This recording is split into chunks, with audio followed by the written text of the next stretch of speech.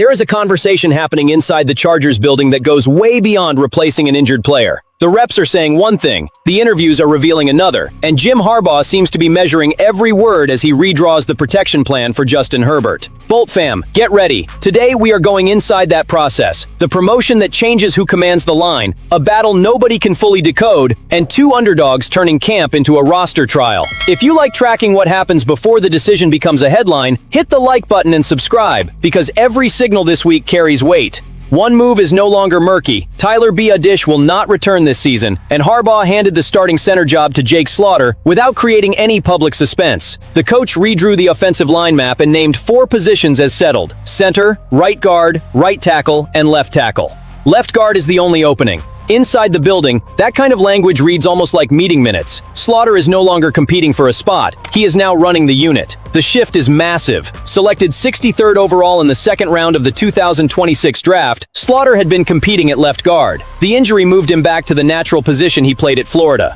The fit is familiar. The responsibility is brutal. Now he has to organize the adjustments and protect Herbert from pressure through the shortest lane on the field. Harbaugh broke down the decision in a revealing way. He talked about talent, effort, awareness, a sharp mind, and Slaughter's command from the moment before the snap through the whistle. Then he emphasized that Slaughter has been in the system for exactly as long as Tyler Biadasz. That last detail sounds small, but it is the internal argument supporting this promotion. The rookie is not inheriting an old language that only the veteran understood. They began learning this offense at the same time. The experience gap is real. The gap in familiarity with the system is smaller than it looks. Making the decision early also brings a structural advantage. The guards can practice knowing who will make the calls, Herbert can stack reps with the same voice in front of him, and McDaniel can identify which protections need help. The sooner that pattern settles, the less improvisation will be left for opening week. This was not a decision made only in a meeting room either. Harbaugh praised Slaughter's processing, athleticism, and strength. Camp backed that up with flashes when the rookie recognized twists and stunts. The urgent correction is his pad level. When he plays too high, he gives away leverage against powerful defensive tackles. Opponents will test his anchor immediately. I like the courage behind the move, but real confidence does not hide the difficulty. Los Angeles has to accelerate his chemistry with Herbert and test him against late defensive shifts. By settling the center position, Harbaugh only moved all the intrigue one spot over. That is exactly where camp has turned into a puzzle of mixed messages. Trey Pipkins has taken first-team reps at left guard in 3 straight practices. When you watch practice, that is usually the clearest clue available. Then Mike McDaniel walked away from the session and essentially put Kayode Awosika in front, saying the job is almost his to lose. One player lines up beside the starters. The other gets the strongest public endorsement. This feels like a competition being conducted with the doors half open. But Bolt fam, here is where the story gets interesting. That disconnect creates 2 possible reads. The first one is healthy. Harbaugh and McDaniel may be evaluating the job through different lenses. Harbaugh has already called Pipkins one of the 5 best offensive linemen on the roster. He may value the experience and power. McDaniel may care less about ranking one player and more about how all 5 pieces fit, with Kayode Awosika offering the combination he wants. Serious coaching staffs debate players and use the field to settle competing convictions. Pipkins may be getting this work because Harbaugh wants to test his case against the top defense, while Kayode Awosika still has the backing of the man designing the offense. What looks confusing to the fan base may simply be the machinery of a real competition, producing an answer one snap at a time. The second read is more uncomfortable. Kayode Awosika was involved in the practice rep where a pass rusher was thrown toward Tyler Biadasz, causing the injury. There is no reason to frame that as intentional. Even so, the episode may have changed how practices are being managed. The staff could be reconsidering certain matchups or rep assignments while the room resets. Calling it punishment would go beyond the available signals. Ignoring the context would leave the read incomplete. The question belongs inside the meeting room. If Kayode Awosika almost owns the job, why does Pipkins keep opening practice with the first team? It could be evaluation, information control, or both. Pipkins has to move his tackle experience inside without losing his balance. Kayode Awosika has to turn McDaniel's support into consistent play.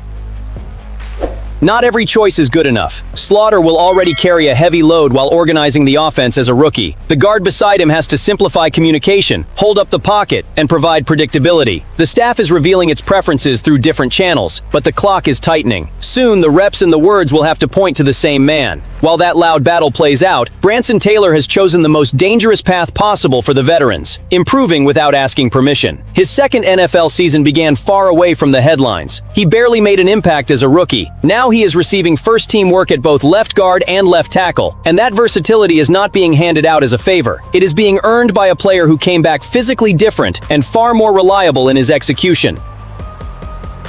Harbaugh gave Taylor what may be the most valuable endorsement a young player can receive at this stage. He said Taylor had an incredible offseason and that the improvement carried into training camp. Pay attention to that sequence. The coach did not praise one isolated play or try to lift Taylor after a bad practice. He connected months of preparation to what he is seeing now. In behind-the-scenes language, that means Taylor has built up credit. The staff watched the process before the fan base noticed the result. That rise complicates the left guard battle in a good way. While Pipkins and Kayode Awosika occupy the center of the debate, Taylor offers real flexibility. A reserve who can play inside and protect the edge changes the math when the roster gets cut to 53. He gives the staff coverage for different emergencies without forcing the entire plan to be rebuilt on a Sunday.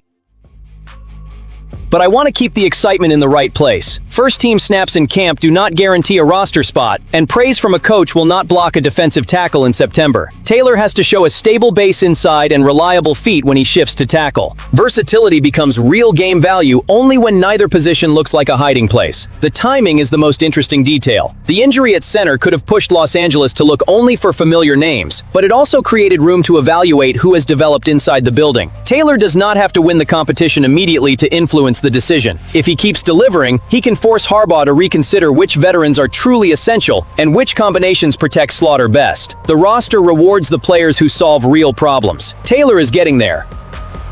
There is another test of trust that rarely appears in a camp report. When a player rotates between guard and tackle, he has to absorb different corrections without slowing down the offensive installation. If Taylor keeps the communication clean while changing roles, his value rises inside the meeting room before it rises in public. That is the kind of detail that decides the final roster spot between two similar players.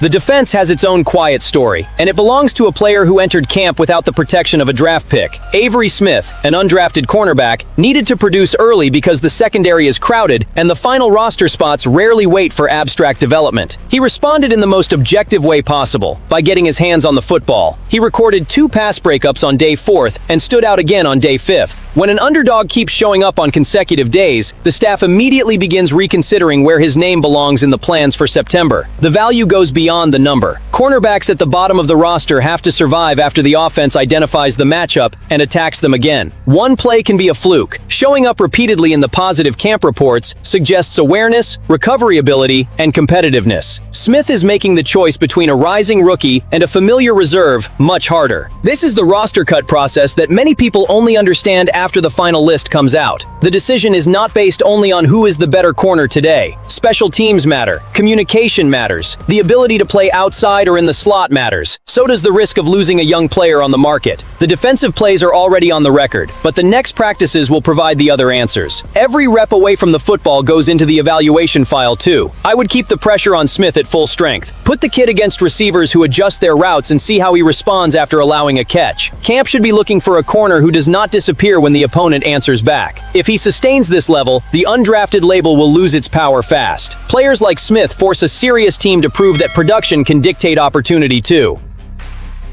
Turn the comments into the Bolt War Room. I want the fan base to think like scouts. Name the trait that matters most when you are choosing the final cornerback on the roster. This does not have to become a vote between names. The more interesting debate is whether you prioritize coverage, versatility, or special teams. Smith has already done what he needed to enter that conversation. Now he has to prove that his plays on the ball are part of a complete package, not just a flash across 2 practices.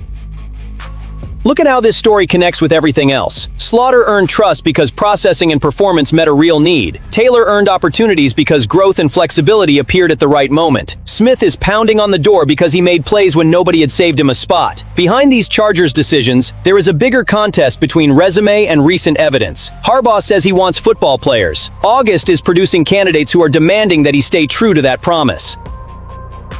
The hidden design of this camp is becoming clearer. The Chargers are not only replacing Tyler Biadasz, they are deciding how much weight to give trust, practice reps, and recent production. Slaughter has command of the line. Pipkins and Kayode Awosika remain caught in a mixed message. Taylor turned improvement into internal pressure, and Smith turned anonymity into a problem for the evaluators. Now these choices have to protect Herbert and reward the players who answered on the field. Bolt fam, I need your opinion on this one. On a scale from 0 to 10, how much confidence do you have in these roster decisions? Drop your number, subscribe to Los Angeles Chargers News today, and come back to catch the next signal before it becomes a headline.